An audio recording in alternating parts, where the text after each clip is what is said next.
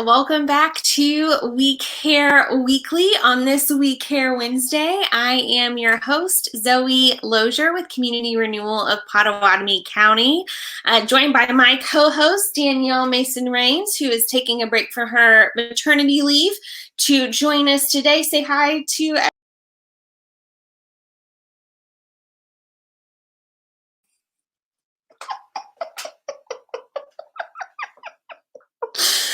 This might get old at some point, but it's still my fave. Okay, so anyway, Danielle likes the pets. What can we say? All right. So this is a weekly video series, weekly-ish video series, a joint effort of Community Renewal of Pottawatomie County and Gateway to Prevention and Recovery. Because we know how important it is to our overall wellness and life journey to be in relationship with others.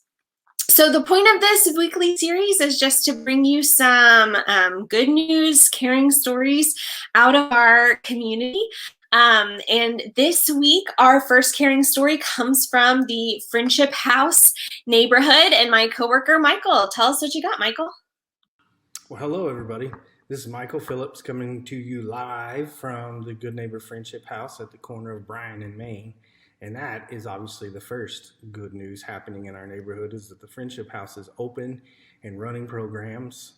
All of our friends at Horseman and Pleasant Grove that live in our neighborhood are finally all back at school. And so our kids clubs are back to full capacity here at the Good Neighbor Friendship House. The other thing is, if you haven't seen it, Gateway to Prevention and Recovery is doing a community needs assessment survey that I would invite all of you to go be a part of, because that is going to be super good news in the future as they collect that data and help us as a community to figure out the resources that we need to bring to our community to make us better. So that is my extraordinary good news for this week. Thanks, Michael. We are past the deadline for the Gateway survey, but we have lots of surveys going out in the community all the time, just helping us live healthier, happier, weller lives. And so I would encourage you, anytime you come across those coming from a local resource, to check out that survey because it directly applies to the things that are being offered in our communities. Yes, and if you have a caring story from your neighborhood, from your school, from your faith community, from your business, we would love to hear about it. More details for submission are linked in the description of this video, so you can just click that out. Click on that link, fill it out, and we would love to hear your good news. Danielle, sweetheart, let's look at the camera. Okay, there you go. Good. Okay, great. Our next caring story comes from Ian Brown.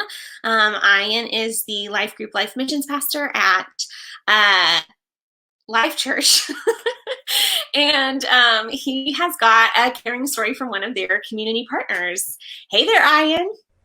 Well, thank you, Zoe. I was just on a Zoom call with Legacy Parenting Center, a great organization here in the Shawnee community, serving parents and helping them to gain the skills they need to be the very best versions of themselves that they can be.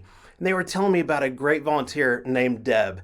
Deb has shown up every single week on Wednesday morning to meet with families and help them gain new skills and work with them and mentor them as they grow in their ability to meet the needs for their family as their families are growing as well. And they were telling me the day when she walked in the doors, she was on a walker. They said, "Deb, what are you doing here? You just had surgery." She goes, "This is where I'm supposed to be, helping families and helping them grow." And Deb is a perfect example of some good news happening right here in our community, because when there's not families for her to meet with, she's cleaning, she's decorating, she's making that place the best it can be, and she's making a difference right here in our community. Well, back to you, Zoe. Gosh, thanks so much, Ian. Yeah, Legacy Parenting, what a great resource for our community. I actually am taking classes right there. I am pretty pregnant. I'll just leave it at that. And yeah, just so grateful for that resource, offering classes, and they have a store that their students can shop in, as well as counseling service and play help for folks with born kiddos. So yeah, thanks so much, Ian, for reporting. And what would our community resources be without the wonderful volunteers that help run them? If you're interested in plugging into a community resource like Legacy, like Community Renewal, like Gateway, we would love to help you do that. So just comment in the description of the video, and we will think through what are some of the really wonderful volunteering opportunities in our community. Oh, I'll also mention that United Way has a volunteering hub on their website. So I will link that in the description of the video as well. As I said, one of our weekly segments, or I guess one of the segments we occasionally feature here weekly, is our community partner spotlight. The last community partner spotlight we heard was from Community Renewal and Brandon Dyer, talking about some of the cool developments that we're seeing in our kids clubs and in our neighborhoods. This week, we are going to be hearing from Alicja Carter at Gateway to Prevention and Recovery. She is the wellness director there. So let's hear it. Alicja. Hello, folks. Nice to see everyone. My name is Alicja Carter, and I'm the Wellness Director for Gateway to Prevention and Recovery. I am a colleague of Danielle Mason-Rains and was asked to talk a little bit about Gateway and what our mission is and our values are, and really how in alignment we are with Community Renewal in the fact of how important we believe relationships are to recovery and healing and overall well-being. And so for those of you who don't know, Gateway was started over 37 years ago by Sally McLaughlin. At the time, her teenage son and his friends were having problems with drugs and alcohol, and there was no one to reach out to. There was no Gateway. There was no resources or people with understanding that could help them through this time. And so they had to bind together with other local families and the Lions Club and United Way. And Gateway actually started as almost like a crisis hotline, a folding table and a telephone where families could call in and say, hey, this is what we're experiencing and we need some help and support. And so from our very foundation, relationships and connection have been a part of Gateway's existence and how far we've grown. I want to share with you our mission statement. It says Gateway to Prevention and Recovery is dedicated to providing community-based behavioral health services that assist individuals and families with their emotional, behavioral, physical, and spiritual well-being. And what I think is so incredible is that we've even grown outside of our mission, because now we have a prevention program and we have a wellness program, all which focuses on building relationships with our community partners and with our patients and alumni and volunteers to continue to create hope and healing. I want to read to you some of our main values that we have had for the past 37 years that is integrated and woven in to everything we do and everything we still do. It's the foundation and basis of how we operate. We believe that every life matters, that teams are more effective, that local people solve local problems, and that people support what they help create.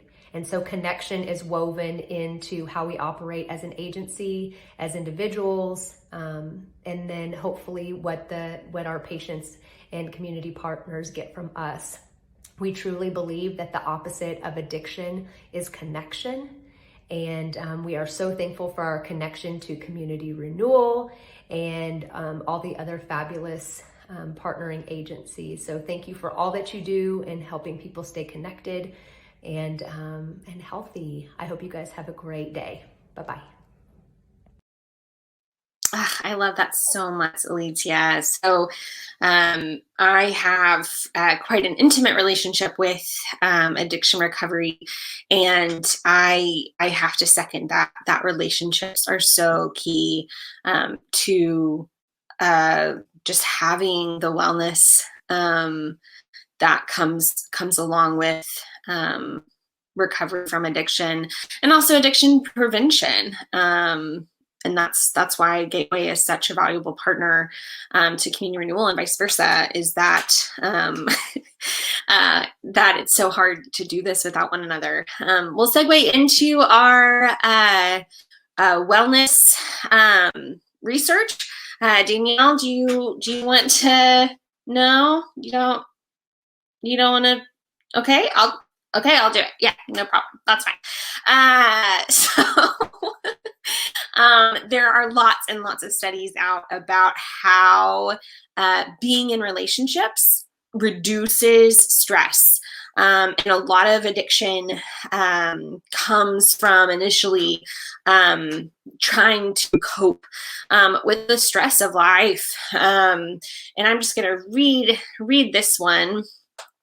Recent lab studies have shown that in stressful situations, blood pressure and heart rates will increase less when people are accompanied by a person who is close to them. Brain imaging also shows neurological differences between a person who is alone and a person who has support. In a lab-induced tense situation, brain activity in the anterior cingulate cortex, a region activated in times of stress, is attenuated when people have a close friend or relative alongside of them. And it's not just adult stress.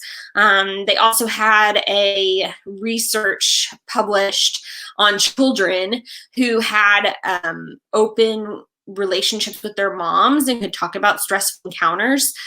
They showed an increased level of oxytocin, which is a neurotransmitter thought to dampen hormonal stress responses, compared with children who did not have contact with their mothers. And I think that just is one of the very many reasons that, as Alicja said, the opposite of addiction is connection. And that when we have someone else with us, that those stressful situations can seem more manageable when we have people around us who love us and support us, and we have a sense of belonging. Another fun, just a little research fact that kind of goes along with that is that if you have a neighbor who lives within, I think, a half a mile of you, you are like 45% happier. 25%. I'll have to look at that again, but I will link that research in the description of the video.